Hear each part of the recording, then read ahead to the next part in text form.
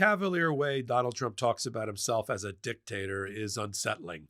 It happened again. The pesky little thing we're talking about here is the 22nd Amendment, which limits a president to only 2 terms. But to Donald Trump, in front of the Republican caucus on Capitol Hill today, while visiting Joe Biden, that's just something that they can fix. So if they want him to stay, he would stay. I'm going to talk about the 22nd Amendment. I'm going to talk about all the ways this is not going to happen to give you some confidence. I'm glad you're here on the Legal AF YouTube channel.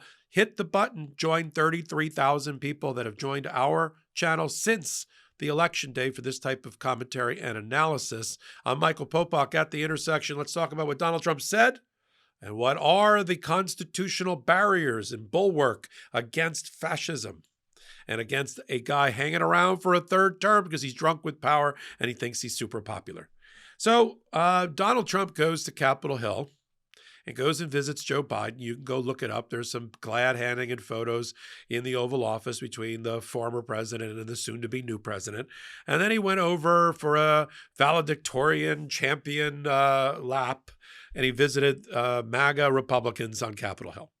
And during it, he said, well, you know, I only have 1 term unless you guys can figure something else out. And now we got to talk about the 22nd Amendment. We didn't have limits for those that are sort of new to our democracy. We didn't have limits on term limits for the president. We didn't. The Senate doesn't have term limits. Congress doesn't have term limits. Certain states have decided that they want their governors or their elected officials to have term limits, but it's not in the Constitution, and it's not something that's been part of our political process ever, even though it's been suggested, except one time. Franklin Delano Roosevelt was elected to 4 consecutive terms. This is coming before the Depression, through the Depression, coming out of the Depression. His vice president, Truman, who became president, when in the 4th term, he died. FDR died. Now, they didn't really want that kind of thing in Congress at the time. They were a little scared about a guy riding a populist wave and getting elected to that many terms. Sounds a little Soviet to me. And so, especially in the 50s when they were up against the Soviet Union. So in 1951, the American people, through the Senate and the House, passed the 22nd Amendment, which limited the president to 2 terms total, not consecutive, total. That's why Donald Trump only has 1 term, because he already had 1 term 2 terms ago. Some people are like, oh, he gets 2 again because he'd have to be consecutive. That's not what it says. It says 2 terms. That's why Obama can't run again. And that's why, if you had 1 term, you've had your 1 term, you only got 1 left. Now, there's 2 ways around this that Donald Trump is scratching at. One is a constitutional amendment that is either proposed by the people or by the Senate and get ratified on both sides, the people and Congress, if you will. The other way is calling a constitutional convention. We haven't had one of those since the 1780s, in which all bets are off and everything can be proposed, and then it has to go to a full vote of the American people. Let's start with sort of the more normal course, which is that the Senate, now led by MAGA, propose an amendment to eliminate the 22nd Amendment or repeal the 22nd Amendment. Well, first of all, they would have to get, here's the vote that has to happen. They have to have 2/3 of the Senate and the House have to vote in favor of it, and 3/4 of the states. Do you see how hard it is to change our Constitution? That's super majority voting. So let's start with 2/3 of the Senate. Okay. Even with their 4-vote lead, that doesn't give them 2/3 of the Senate. That would mean 67 votes in the Senate. That would mean that like 13 Democrats would have to vote for this. Not happening. So it sort of dies there. They'll never get the votes in the Senate. They're not going to get the votes in the House either, because out of the 400 and something votes you need in the House, you need 2/3 of the House as well. And it's such a slim majority by the Republicans, it'll end up in the House. That'll never happen. And even if it were to happen, somehow miraculously, some issue was so galvanizing that it brought all the senators and Congress people together. Not this one, and it got out. It would still have to go to the states, and then 3/4 of the states have to vote in favor of it. Can you imagine today, especially coming off the election, 3/4 of the states agreeing on anything? You've got the MAGA red states. There's at least 23 of those. You've got the other states. There's 27 of those. And you'd have to get 3/4 of that combination. Not happening. So what say, is there a backdoor, Popok, to this process with Donald Trump scratching to try to argue that he'll stay a third term? By the way, when he said that, they should have, I don't think J.D. Vance was there, but they should have had a split screen to see J.D. Vance's face, who thinks he's going to be the president, and watch his face drop. I'm sure he didn't run that off-the-cuff comment by J.D. Vance, but I jest. Let's go to the Constitutional Convention method, all right? How does that work? All right, I'm glad you asked. There, 2/3 of the states have to get together and vote to even have one. Think about it. I know you're not going to get 3/4. You're certainly not going to get 2/3 of the states in America right now to agree to allow a constitutional convention to be called. How that gets staffed, we'll talk about it another time. To lift up the hood of democracy and start monkeying around with everything under there. No way.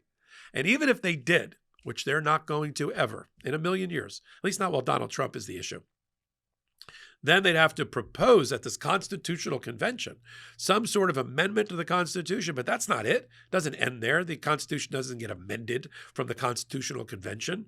Then it has to go back to the states where 3/4 of the states have to approve it. So 2/3 of the states have to say, yeah, we'll have a constitutional convention, and 3/4 have to approve the amendment, verbatim, exactly as written.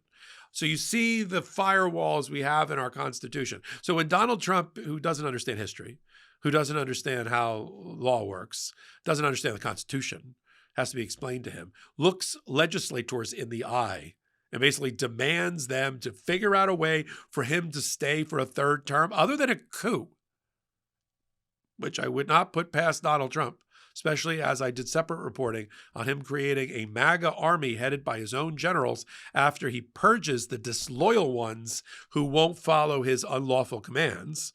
Once he's got an army under his control, and we're going to have to pull him out by his cold, dead fingers, right?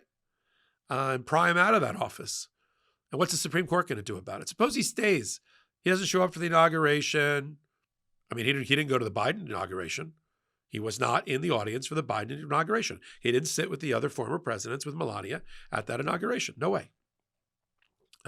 He left town. So he doesn't go to the inauguration. He ignores it. He acts like it didn't happen. And he doesn't leave. He doesn't. In the morning, you're supposed to, that whole transition where Biden's move out and Trump's move back in, that happens in a day. It's not like the Bidens go for a week and go live in Delaware. They're in the White House until that day. While they're at this is very interesting, while they're at the inauguration for those several hours in the parade, the entirety of their contents are being switched out. Melania right now is picking out the drapes. She's picking out what she'll redecorate later and tear down everything later. But she has to pick out her initial, what paintings are in this room and she's flipping through the catalog of White House artifacts to figure out what goes in there. And that all gets done in a day. Go watch a documentary on how they flip out the White House in the living quarters and otherwise while they're at the ceremony. But suppose he doesn't want to go. We're going to have to get the United States Supreme Court to order him to leave. We're going to have to send the military in to pull him out. Let's hope it doesn't get that far. I would normally think this is farcical and fanciful, and don't worry, this will never happen. With Donald Trump, he's the king of the first. First twice impeached. First guy to ever get elected president with 34 felony convictions hanging around his neck, and a jury finding that he raped somebody around his neck. First president to ever have been found to committed fraud in his business operation and have to pay $400 or $500 million to get elected. Right? So there's a lot of firsts with Donald Trump.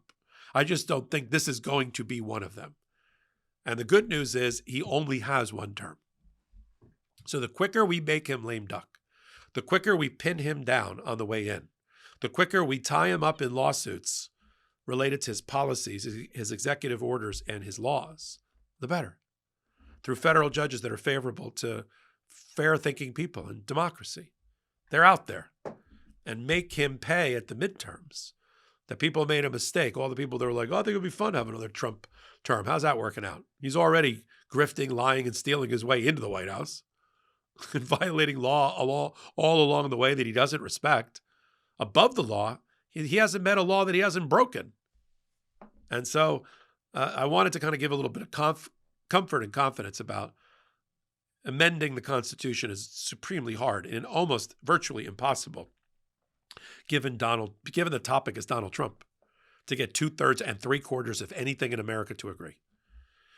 So we're right here on Legal AF. I'm glad you're here with us. I can't thank you enough from the bottom of my heart. It's a tremendous responsibility. The growth of this channel just since the election is breathtaking, and all because of you. I'm doing my part. I'm curating that content at the intersection of law and politics that you come to expect. 50 million people a month take a look at Legal AF and I think agree. We're an open tent, but we're bringing you all those stories at the intersection of law and politics. Podcast called Legal AF.